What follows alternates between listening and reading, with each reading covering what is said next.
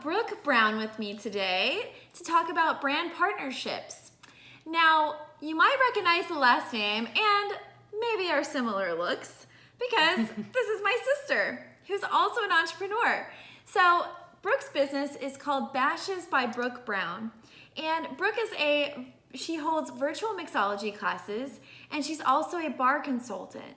So Brooke, why don't you start us out by telling us a little bit about your background? Okay, well, of course, my name is Brooke Brown, so hi everybody. I am a restaurant consultant. I go in, I teach hospitality, service, craft cocktails. I will create craft cocktails from start to finish, of course. So we had to have one today, so cheers. Obviously, our we Vesper had martini. to. Cheers to you. And I also go in and I will do brand marketing for people. So I can make a cocktail if they have a special event, special occasion, or trying to market something. So I do a little bit of everything. That's pretty cool. So we love a good theme, and why not throw cocktails into the mix? She's your girl. So tell me about how you got started as a business, and was there a defining aha moment? What's your background? Okay. So, of course, as you know, we were raised in the restaurant industry and hospitality industry. But what really hit me was I knew all the skills and all the ins and outs of service, but when our parents owned a speakeasy bar, which was awesome, Dad gave me the creativity to make the craft cocktail menus. And so I built them from scratch, and I found that I really loved it. Of course, Mom and Dad ended up selling the place, and I had an opportunity. I could either stay with the new owners, or I could branch out on my own. And I kind of figured at that moment, sink or swim, baby. And I took it and ran with it. Dad and I used to do mixology classes, and it would be basically teaching anybody. You didn't have to be a certified bartender, but how to make a craft cocktail from scratch. And it was a three cocktail minimum. People would come in, they'd make them, they loved them, they were a hit, always sold out. So I figured I would take that course and run with it, and luckily it has worked out for me. And she's her own boss, so Yes. What more could you want from that? It's pretty awesome. So what was your first brand partnership? Tell us a little bit about that. My first brand partnership was No Time to Cook in Solomon's. It's a cooking school, and basically I walked in there one day for alcohol certification because I do that as well. And I told her, I said, hey, do you or your staff need alcohol certification? She actually came back with, no, the county just paid for it. I don't need it. I was like, okay, well, luckily I had my business card on me, whipped it out. Always have it. Always have it. And I said, hey, just letting you know, I see that you have a lot of culinary things here. I teach mixology classes. Handed her my card. And she looked at me, ended up calling me a few weeks later, and she was like, you know what, let's get you on the schedule. And my connection with her, we now have a wine vlog that we do with our other friend, Nikki, and I teach once a month there for mixology courses. See, look at how it all spirals Yeah. just from one business. That's pretty awesome. So how do you determine if a brand partnership is worth it or not? And are there specific deciding factors that you look at? Okay, so I think when you first begin, it's throw yourself in everything. That's how you learn how you want to move forward with your brand. So say I branded, when I started Bashes by Brooke Brown, it was for event coordination and wedding coordination. It really wasn't necessarily bar, but I had the skills of mixology and things like that, so I figured I'd put it in there. Well, about a year into doing it, I realized that I profit really well off consulting, and I'm good at it, and I love it. She's really good at it. I can go in and build a craft cocktail menu, and people and customers can come in and love it and enjoy their time, and I can teach people how to give good service, things that aren't really taught as much these days. Mm-hmm. So I realized that through trial and error, throwing myself in everything and anything, I realized what I love to do, how I can make money off it, where my profit margin stood, and also after you throw yourself in, you realize what is worth picking and what is worth saying, I don't need that anymore because I've established a name for myself. Mm-hmm. So you can get a little bit more picky once you hit quite a few clients. How many would you say is quite a few? Is there a number? Do you think there's a timeline or maybe a confidence level about your services? I think confidence level, because I don't want to put a number on it. Everybody's business is different. Right. I've opened about 7 restaurants now, and I teach at multiple venues. But I would say you just start to learn what's worth your time and what's not worth your time. So if there's a lower ticket item, it might not be worth your time. And it's going to take hours on end versus this other project that you're going to work a little bit longer, but you're going to make a lot bigger profit margin. You might be able to pick that up. And also, you're going to meet clients that you pair well with, and you're going to meet clients that you have opposite ideas of business. So at that point, you're allowed to be getting picky. It's nice whenever you get to the level of being able to choose who your clients are, isn't it? That's when you win. The dream. That is when you win. That's when you have hit a home run. Exactly. It takes time, but yes, you'll get there. Just put in the work, and you will find yourself in that position one day. Absolutely. So, Brooke, this is something I get asked all the time. Do you draw up a contract or a proposal whenever you go into these partnerships? And how do you typically handle this piece of things? Do you have any pro tips for us? Yes. Okay. So obviously, I'm going to go back to when you first start your business. It's a little bit trial and error, right? So when I first got my first consulting gig for a restaurant, recipes and all, I honestly didn't have a contract, but I knew I needed one. So that way it saves me. I'm making sure I'm getting paid. I'm not getting screwed over. I Googled. I'm not gonna lie. I just went on Google and did research. Sometimes you have to. I looked up wedding contracts. I looked up restaurant contracts. I looked up employees, and I kind of meshed it together. And I thought, what skills do I have that they can pay me for, and how many hours is it gonna take me? So at that point, you do your first one. Your contract's not gonna be perfect, okay? But from then, journal everything you do, every hour you put in, so that way you don't forget. So when you get your second client, you can take that contract and edit it.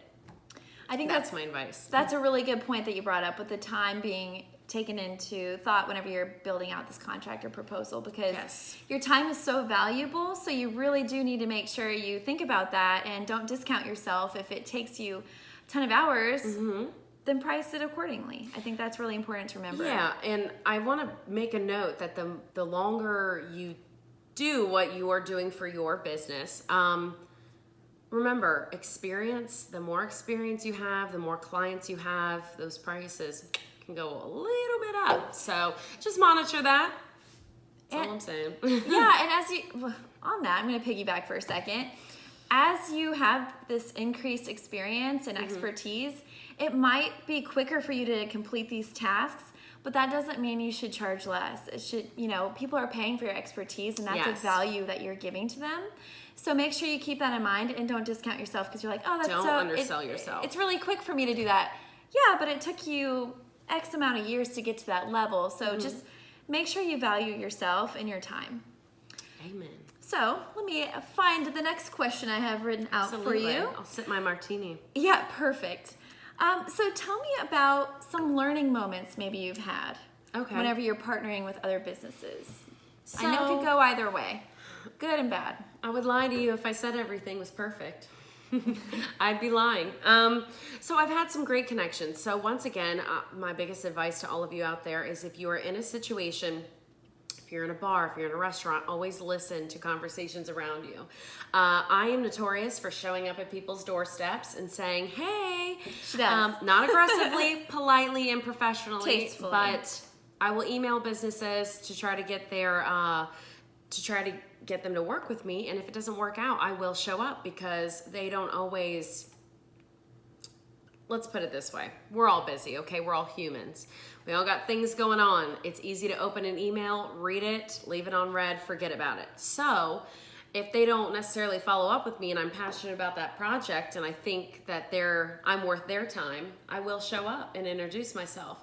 So that being said, being in a bar setting, listening, you might have clients completely around you at all times. So once again, always have that business card on you. You never know who you can network with, and networking is key to success. somebody always needs your service, whatever you're doing in your life. There's always going to be someone around you that needs it. So make sure you keep your ears peeled at all times. Exactly. And so many people think that networking can be a little salesy, or maybe they feel awkward about it, but don't ever feel awkward about it, because people want the services that you have and your personality, and there's just a lot of factors there. So make sure you really value yourself and go in confidently, because you never know what it's going to turn out to be. Because like Brooke said, she's knocked on so many doors and it's turned into amazing projects and long-term business relationships that's grown her business. Absolutely. So that's really important to remember. So, whenever you're building your own business, you set your own table. And as an entrepreneur, you have to go out there and make the opportunities happen for yourself sometimes. It's not just going to fall into your lap, so you do have to put yourself out there to a certain degree. I think one of my best stories is I was consulting for a business that I was hired for, and a local distillery came in, and I said, hey, I just wanted to let you know. So while I was doing business, I was making business. I looked at him and I said, I make cocktail recipes. I would love to take your product and make you some recipes. Just do a few, and if you're interested and like the turnout, maybe I can do more for you in the future. So they ended up coming back, giving me a few of their bottles for free. I made a few recipes back for free, no charge. They love the product, and now I make all of their recipes for every single bottle they make, and they make 20 plus bottles. That's incredible, guys. Yeah.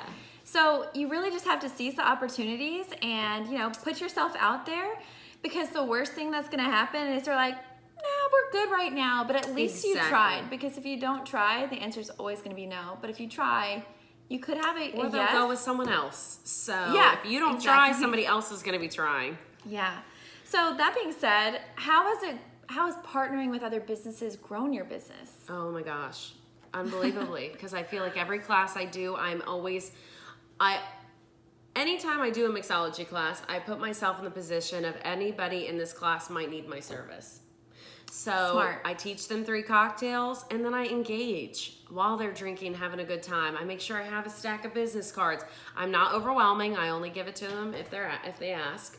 But I've gotten private parties, private bartending gigs, huge events that I probably wouldn't have if I didn't discuss my business after my course. So it's very on point to make sure, we're going to keep saying this, business card in hand. Yeah, always have a business card. And don't be afraid to talk to strangers. I know that sounds a little crazy, and we were probably taught not to talk to strangers, but those are my best clients, baby, is talk to strangers. It's true. You just don't know who's going to be there and who wants your services or products. So it's key. Always be thinking about that. Now, for entrepreneurs watching and go-getters, on a scale of 1 to 10 with partnerships, what do you think the importance level is? 10, 11, up. That's the easy one. I just think, and on those partnerships, I know we've talked about this before, but there are certain events that are worth taking for free. And then there's some that are worth being paid for, and just know the difference. I just recently did a charity event, and it was free, but they told me, they were like, listen, we're going to market you on all platforms of social media. We are going to send you out to our 5,000 plus emails of constant contact. And I'm like, that in itself is giving me an entire new diverse group of people that may need my services. So that particular event was virtual, was in my kitchen. So I was literally at home, didn't have to go anywhere, didn't have to pay much other than make 3 cocktails. So see what the value is to you and decide on that. But I definitely think, giving some things for charity and things like that pay off in the long run. Great, of course, for a good cause, but hey, it pays off too. Yeah, definitely any exposure is going to be beneficial to you as a brand, because it's kind of like serendipity. You just never know who's going to stumble upon your amazing business and want to hire you. Even if it's similar to a ton of other businesses, they might really love your personality and choose you. So you just never know who's going to be clicking on that video or tuning into your program or trying your product. You just never know. So on to our next question. Have you found any particular venture surprising in the way it worked out, good or bad? Good or bad? I'll give you a harsher story just because I don't want it to all look easy. I've had amazing consulting jobs, and I've had bad ones. I've had ones where they love and appreciate my work, and then I've had people test me. So I think it's very important to stay true to you. Don't ever lie about something you can't give to someone. Luckily, I've never done that, but I have known people to. Yeah, we've heard the stories. Don't do it. Don't Google overnight a skill if you don't have it. Be very honest with the person hiring you. And at one point, if that relationship with that contract is toxic for you or your health, just know you're allowed to step away. You don't always need to the money isn't always worth it. Yes, okay? So if somebody is coming at you and being rude or talking down to you or making your brand, making you feel less. You work for yourself at the end of the day. You're the boss. You choose where your for money... your business. Yes. You choose where your money comes in from. And if you're going to be surrounded by such negative energy, then sometimes it's okay to say, the money isn't worth it. I can step away from this project. There's going to be other clients that appreciate my business. Mm-hmm. And you can move forward. And you can leave. And that being said, if you do leave a contract, make sure to always leave on a positive note, because you never know who they might know, and you just want your reputation always to be clean cut, clear. Yeah. Always leave on a good note. Don't ever trash people. Yeah, never. Exactly. So, do you have any do's or don'ts, tips for small business owners that you'd like to share in regards to partnering with them? Yeah, I mean, I think do's would be just always stay true to yourself, journal everything, take accountability for everything you do, because there might be skills that you're not realizing you're projecting for these clients. So that way you know how to charge for them. Always keep an eye on your pricing, keep an eye on market research around you, see if you need to be competitive in your pricing. Don't. I think when it comes to don'ts, like I said, don't lie about skills you have. That is a no-no. They will always find out that you don't have it if you embellish a little bit. Don't embellish. Keep it real. Do always treat people how you want to be treated, because karma's real. What goes around comes around, so be nice to each other. Don't settle for less, and don't undersell yourself. That's really good advice. So, what would you say your dream partnership would be? My dream partnership would be to work for John Taffer Bar Rescue, 100%. That would be awesome. Yes. He is be up in that bar, be his go-to bartender. Ooh, would love it. And you could travel all over the country. That's exciting. Yes, setting the goal high, maybe one day. So tell us what is on deck for Bashes by Brooke Brown's future. What is in the horizon? I know you have big plans. So big plans. I just started working with the local community college. I've been working with their alumni for a year now. Now I'm working with their students. We got plenty of other things in stock. I'm writing a cocktail book. I'm probably going to rebrand Bashes completely and make it more of a mixology menu consulting gig. I apologize if you hear my dogs in the background. They're rowdy. Two really cute puppies. But Bashes is growing. It is moving forward. And, you know, I got to say, feel free to call me anytime if you need me. Yeah, and so that being said, if my audience would like to connect with you, what's the best way to contact you? Email or Facebook. I do have an Instagram, but the best way to contact me would be Facebook. So facebook.com/Bashes by Brooke Brown or bashesbybrookeBrown@gmail.com. We'll make sure to put it in the comment below. Yeah, and just think about this. If you have any upcoming opportunities that you want to promote your services or any products that you're launching potentially, Brooke has really great services, and she's built cocktail recipes around it, whatever theme that businesses have wanted. And it's just a really fun thing to put out there. You know, say you invite editors to a virtual mixology class, for example. So just something to think about, because Brooke has an incredible business. And I want to thank you for coming out today and for talking with us, sharing your insider pro tips on brand partnerships, because honestly, she is incredible at it, knocking on people's doors and making fabulous cocktails like this one. So thank you again for coming out today. Hey, thank you so much for having me. On that note, cheers. Cheers. And cheers to you and your business. Yay. Thank you, guys. Thanks.